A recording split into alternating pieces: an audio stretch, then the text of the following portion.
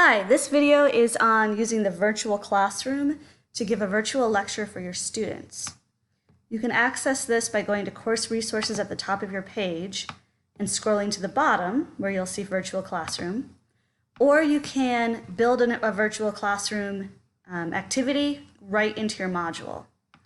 If we do that, click on existing activities, scroll down to virtual classroom, and then you will have the different options for creating your virtual classroom.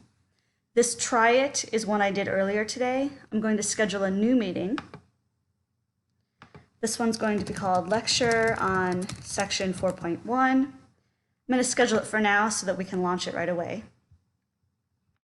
Under duration, make it longer than you actually need it to be because it will stop recording and existing when you end the session, no matter if you end it early or not. Start recording automatically. You definitely want it recorded. Publish recorded meetings. You do want to publish it, and then that way anyone who can't come during class time, maybe they're sick or they're taking care of someone sick or they're at the doctor, they can view what you did later. Allow external participants. A lot of times students will go in through a different email address. So if that's the case, you want them to be able to enter if you invite them. And then invite entire class. Then go to the bottom and click Save. All right, so you see Lecture on 4.1 is here. Now I can just exit out of here. Oh, and it did not save, JK. Let's see, I go back.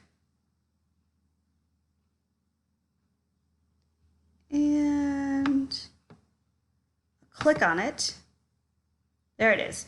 When you click on it, it ends up at the bottom of the screen, right? Notice it just says External Learning Tool. You might want to edit properties in place and just add a description of, this is our lecture on blah, blah, blah, blah, blah, whatever else you want. Okay. Now, once this is in here, when it's time to start, a student can click on this.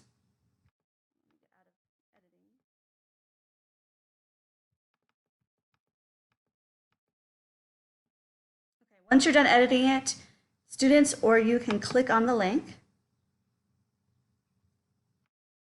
and it takes you to the page that gives you all of the information. So you can copy this and invite whoever you want. Just scroll down and you can enter the meeting room.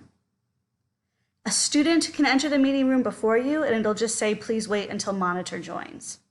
So you want to join by microphone so that you can speak and they can hear you. Students will also have that choice. Yes, my computer can hear me.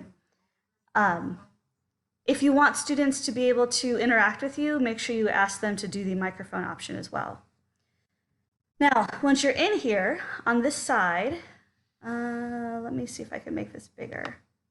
Over here, you can see there are options for tools where you can write with a pencil. Okay. You can type. So you draw something in this, right? Type in here for lecture notes. Or you can add, let's see if I'm out of there, add any kind of symbols, pictures, that kind of thing. Now, while you're lecturing and writing on here, you can click on this little person here, and it'll show you who's in the class. If you click on the chat bubble, people can chat with each other while you're lecturing, or they can ask you questions.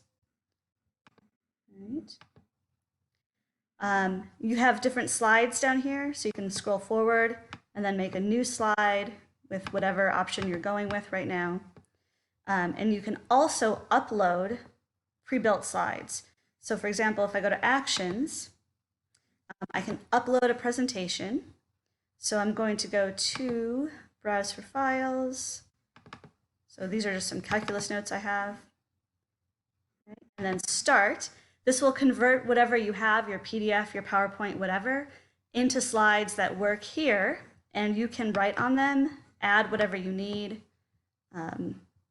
You should be able to scroll forward in slides. Oh, you know what? This might just be one slide. That was a bad choice. Let's upload a different one.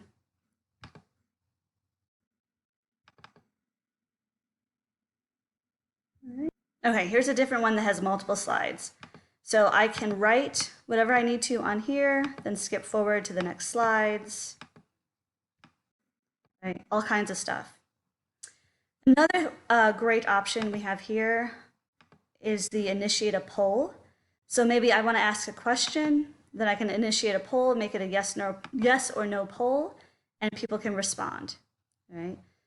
So you'll be able to see, does that make sense? Put up this poll, you'll get a bunch of yeses or a bunch of nos, and you know whether you should reproduce what you did again or move forward. Okay. Once you are done playing with this, on this side, these three dots, just end the meeting. All right, end meeting. And now that this is closed, in a short while, you will be able to go to that same link in your module, and the recorded session will be available to whoever missed it or whoever wants to watch it again. Now, it will take several minutes for this to work. So instead of clicking on lecture 4.1 again, I'm going to click on the earlier one I did called Try It, which was just me, so you'll probably hear me swearing or something in it. And here is the video. So if I press play, scooch forward a little bit, you can see this is the conference I had earlier. So all right, so this is the old conference I did just to make sure I was doing it right. Okay, so you can hit escape to get out of this or go to the top and hit the little X. Okay, so that's your virtual classroom. Now, obviously, if you play around with this, you'll get better at it and you'll find features that probably even I don't know about because I have not used it a lot. I think this is a great tool for you to still be able to give lectures at least and talk a little bit about what's there. If you can't do it during lecture time, if you could just make some few videos, that would be great. If not, go ahead and post the other videos that you have seen that I sent out a list for. All right, I hope that was helpful.